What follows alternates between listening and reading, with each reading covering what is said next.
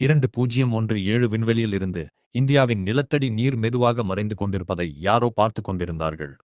Indian space research organisation அந்த ஆண்டில் satellite data மூலம் ஒரு அதிர்ச்சியான உண்மையை கண்டுபிடித்தது. சில பகுதிகளில் கிரவுண்ட் வாட்டர் லெவல்ஸ் வேகமாக குறைந்து கொண்டிருந்தது. அது ஒரு சாதாரண சீசனல் சேஞ்ச் இல்லை. இந்த டேட்டா சாதாரண மேப் இல்லை, இது ஒரு வார்னிங். பஞ்சாப், ஹரியானா, தமிழ்நாடு மாதிரி மாநிலங்களில் அக்விஃபர்ஸ் டேஞ்சரஸ்லி லோ ஆகிக் கொண்டிருந்தது. அந்த ரிப்போர்ட் ஸ்டேட் கவர்மெண்ட்ஸ்க்கு சென்றது. ஆனால் அங்கேதான் ஒரு சைலண்ட் கேப் ஆரம்பமானது. Local politics, agricultural pressure, free electricity policies, இந்த எல்லாம் டிசிஷன் மேக்கிங்கை ஸ்லோ பண்ணியது. கிரவுண்ட் வாட்டர் யூசேஜ் ரெடியூஸ் செய்ய வேண்டிய ரிஃபார்ம்ஸ் டிலே ஆகிக் கொண்டே போனது.